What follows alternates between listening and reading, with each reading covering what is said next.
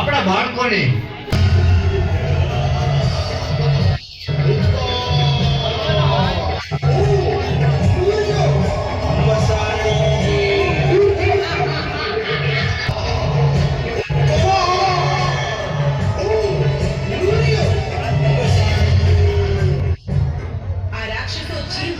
પરેશાન કરે છે.